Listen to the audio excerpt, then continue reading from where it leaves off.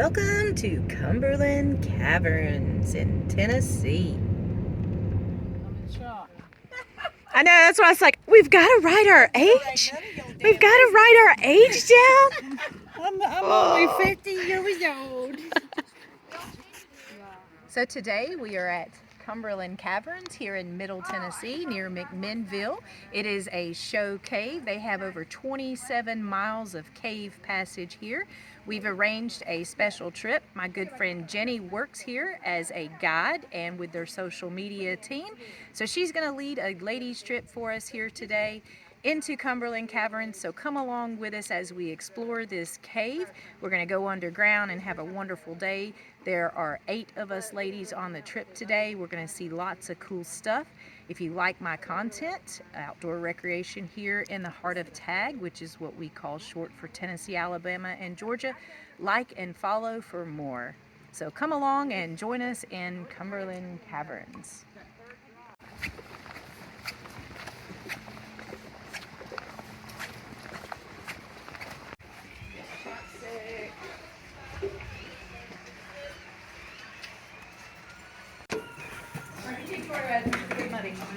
Is there water? So here is a really cool painted map of the cave that they put on the wall here. This is one of the destinations that we're going to go to today, the Monument Pillar.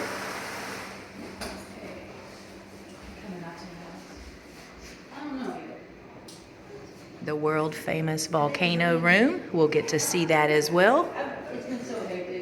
So we are going to do this Guts and Glory tour today. So we're going to go along all of this red passage, all of this up through here, and then we'll also do all of the show cave section as well.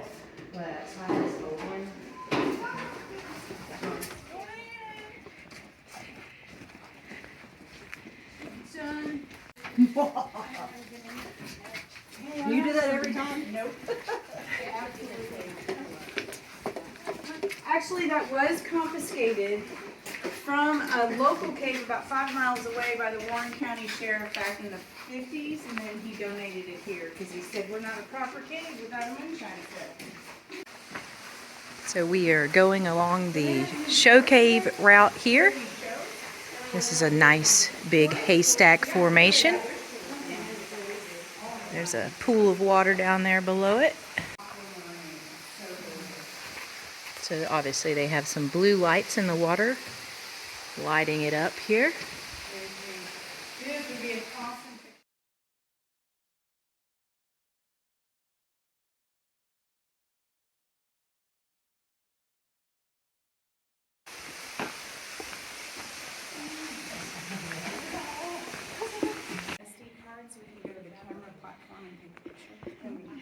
So this is the volcano room, and Jenny's going to turn the lights, the beautiful chandelier on for us on our way out. So stay tuned for that. They have concerts in this room, also special events. If you want to get married here, you could probably do that as well. Or if you wanted to come take a wild trip like we are, you can also contact the caverns and arrange for that too.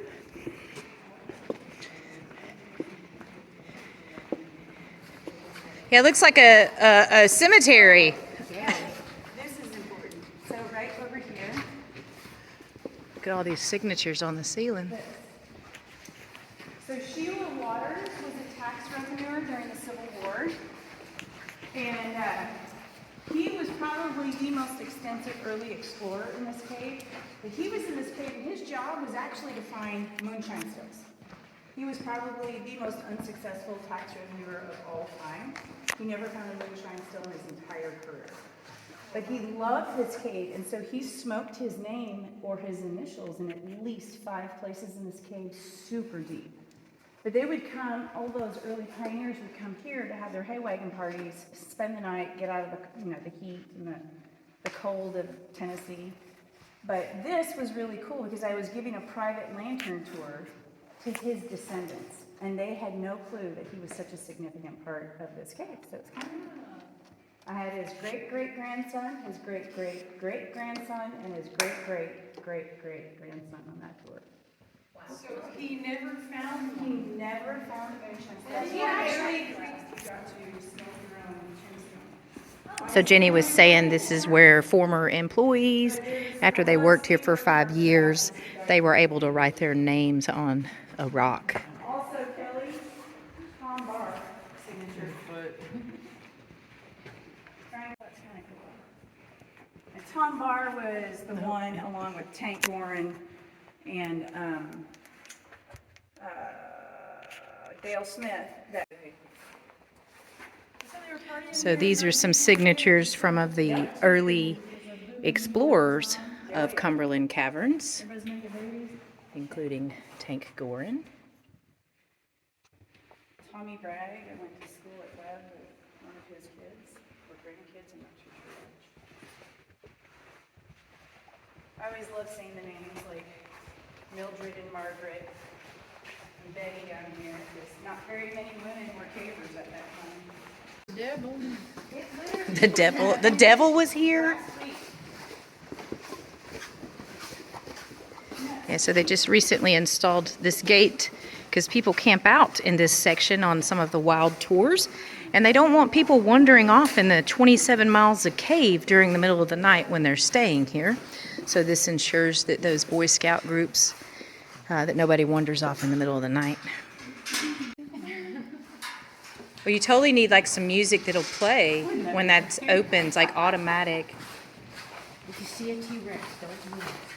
That would be awesome. Coming up on this really huge pile of breakdown here. And it feels like, oh, there's a nice big rock with a lot of old signatures. I feel like, oh, yep, we're going to go up this breakdown.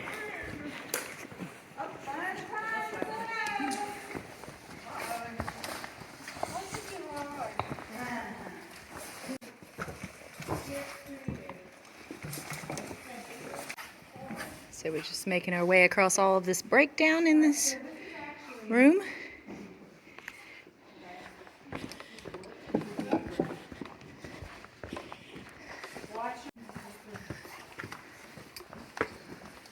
Oh, look at that. Oh, wow. These coral colonies on the ceiling here are pretty. Nice form. Put a hand up there for scale. Look how big that is. Filled with massive quantities Yeah. of coral and fossils and. So this is limestone. It's solutional. So all of these were deposited when this was an ancient seabed. Pretty cool. Millions of years old. Oh, we're using a rope. Okay, we got a rope.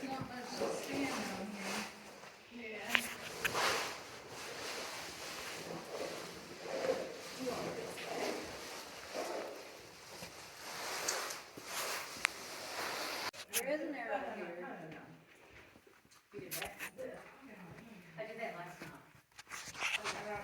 I jumped down talking down my way.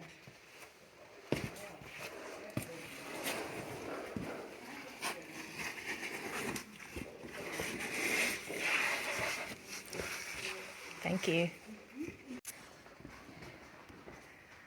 I'm so scared. I was always sent home.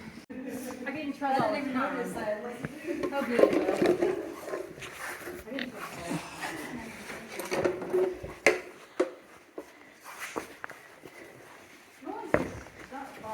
Yeah, I don't either.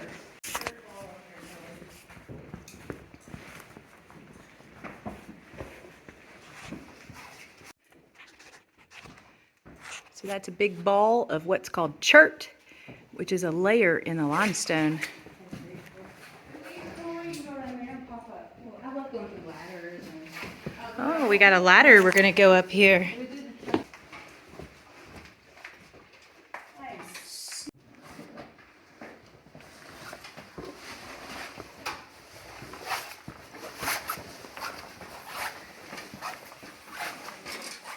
So as you can see, there's all kinds of signatures throughout this cave.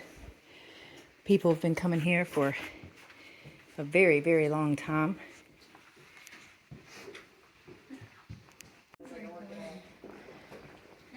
There's a really big signature right there. I mean, that's massive in size. Look how fast that's dripping. You can really see how spirally it is from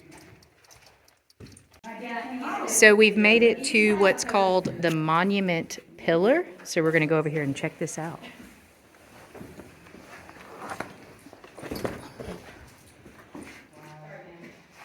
This beautiful formation. How tall is it? 20 feet, 25 feet? Probably, I don't know. Again, this is called the Monument Pillar. So this is a popular destination if you do an off-the-trail trip here at Cumberland Caverns.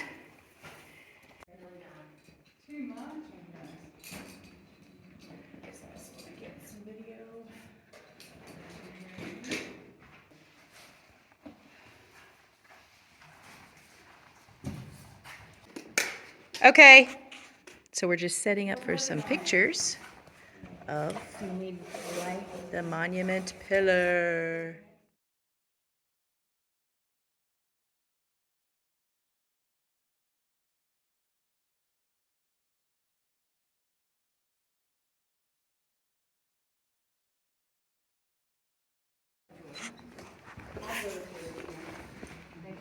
Oh, that's really cool looking right there.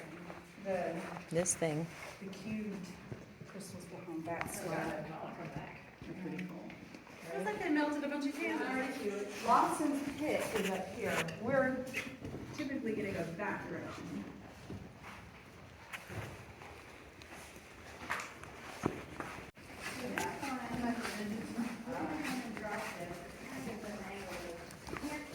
The narrative says, I think it's 120 is what Brandon said. Oh, no, 140. Oh, okay.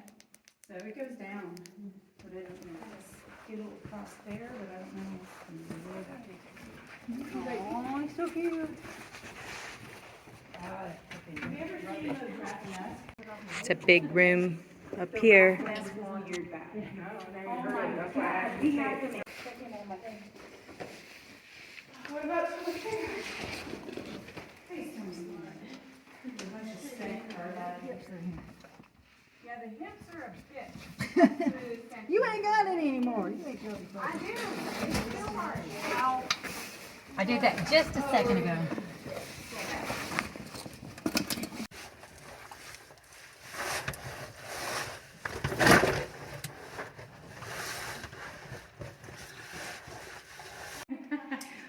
So this is an old carbide dump where people came in here many decades ago using carbide lights, and they dumped their carbide in the cave. That was kind of common for people to do that back then, but we no longer do that nowadays. You would take that out of the cave. What? Oh, I know. I remember coming down. Oh, okay. Sounds like I promised. I wasn't arguing. We got arrows. Oh, yeah, this was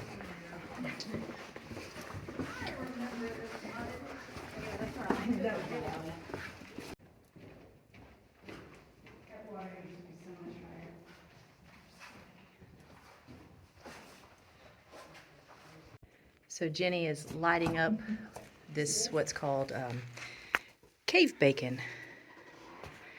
Right there. Oh, put it back up. You moved too late. What am I doing?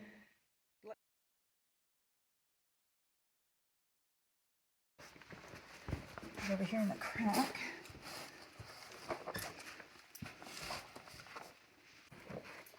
All right. What did I hold it with me? Right here in this crack. Oh, I feel it now.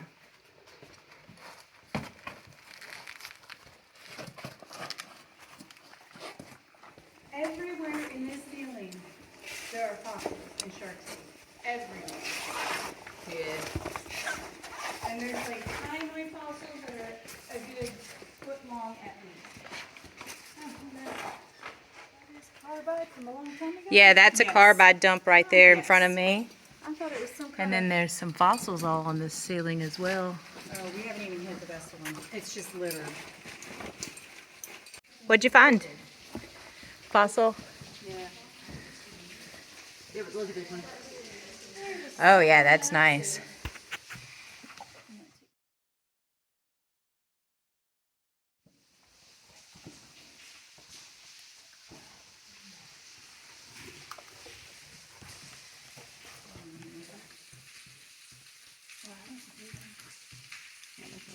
So we just found another carbide dump and then some old flash bulbs down there. People used to just dispose of those in a cave. And yeah, you really don't want to do that anymore. Here's some old tin cans from when people used to come in here a long time ago.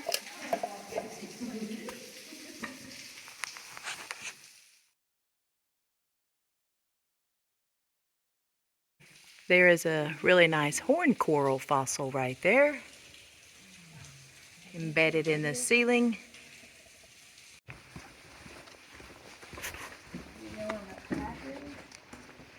Right there. Oh, that hot tub.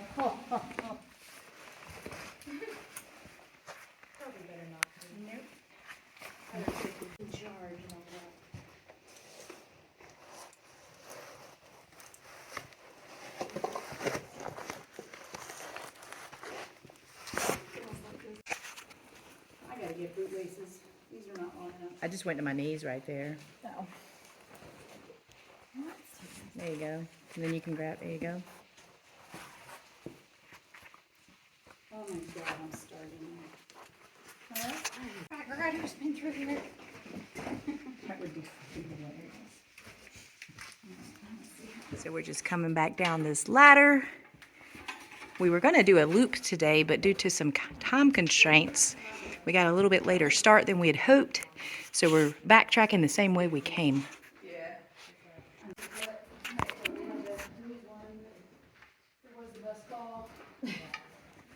Yes. Depends on how fast we book it. Probably not too fast, so try not to fall.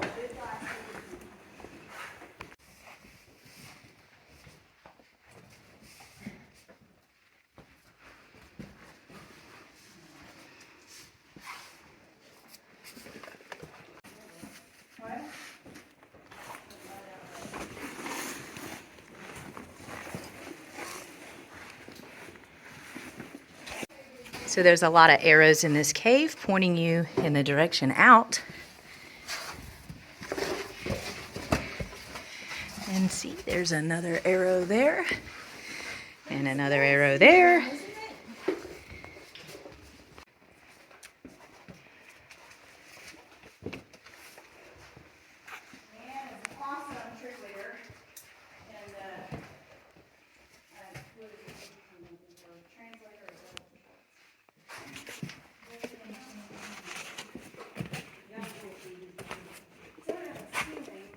Here's a whole bunch more old signatures.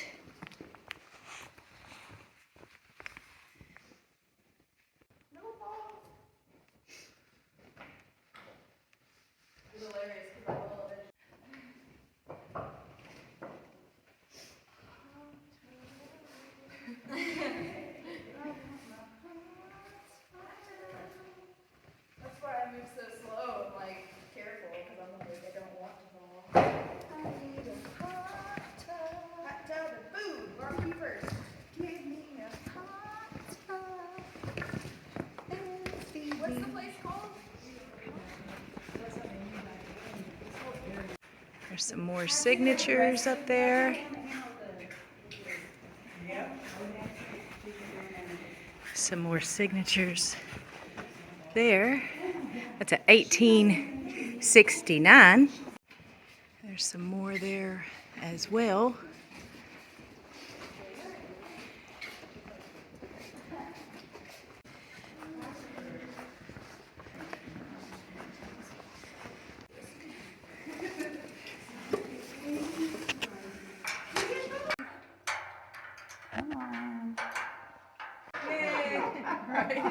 And this is the outcome of the right.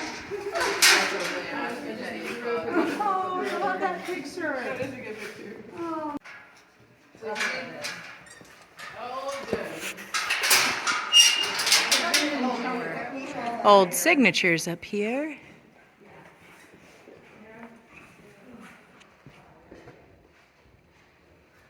But not in the cave. He died 3 days later, but getting him out.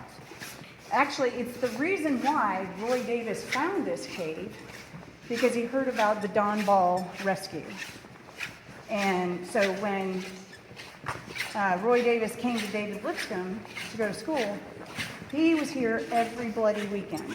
And he was caving. Now, Mr. Powell, he was a farmer. He owned this cave. He had never been in this cave. Never. He had no idea what he had. And so Roy was here every single weekend, and when he wasn't at school. And one day he came back, and there was a gate of some sorts, and a sign was on it. It said, "Roy Davis, keep out." And he was utterly devastated. So he ran back to David Lipscomb to his dorm room, got all of his slides and pictures, because he was a big photographer in the cave. And when he came back, he skipped class, went to Mr. Powell's door, boom, boom, boom, boom, knocked on the door, and he's like, "Mr. Powell, please hear me out." And Mr. Powell was like, "I'll listen to you, but you're up to no good, and I want you out of this cave." And he sat down and showed him all the pictures of everything that was in this cave, and Mr. Powell flipped a switch. He went from Roy Davis is never coming into this cave again to Roy Davis is the only one that decides who gets to go in. And that's how he was able to get in the good graces of Mr. Powell and then lease the cave. And he and Tank Gorin ended up creating the show cave that is Cumberland Caverns. So I always like to show people how dark it is in a cave. I just turned my light off.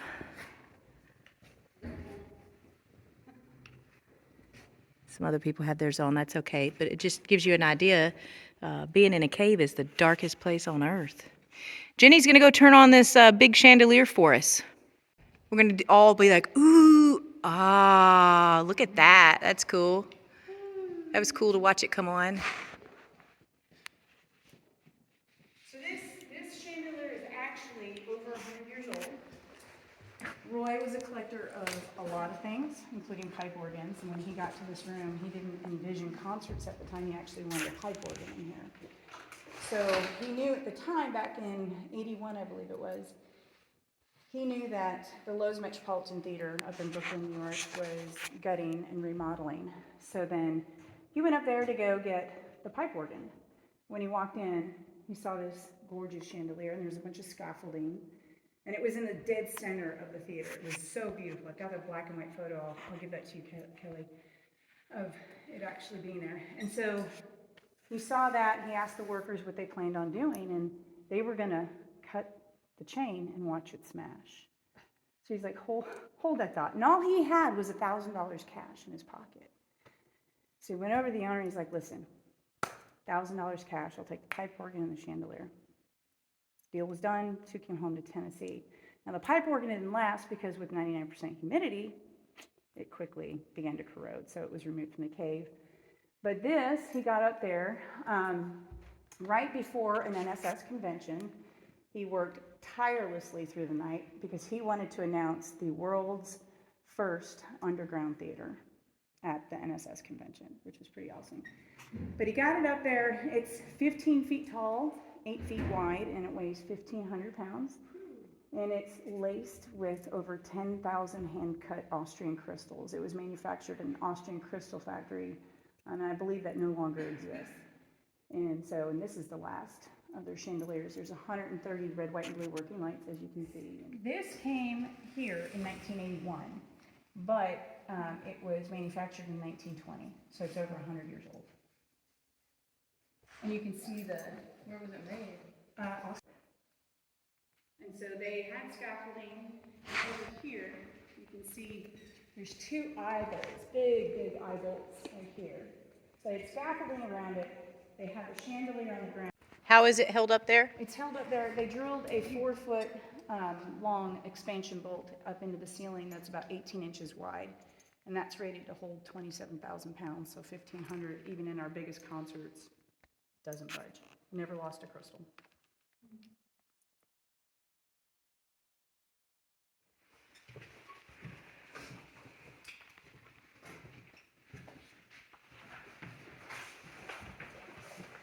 And then right over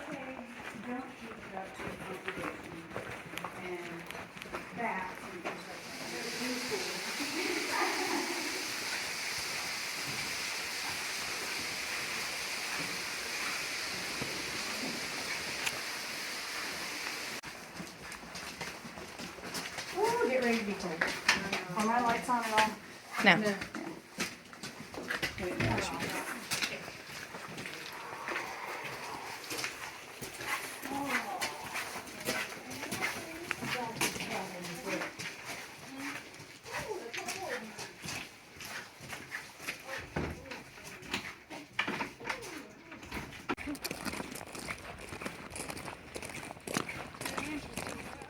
So there you have it, off the normal tourist trail in Cumberland Caverns. This is a show cave again here in Middle Tennessee in McMinnville.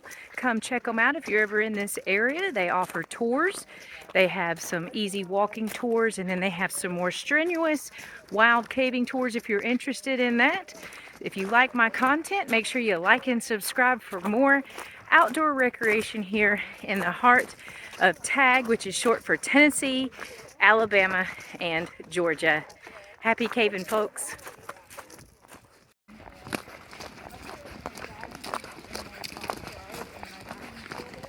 Sticker? What can I do for it? Oh, your water bottle?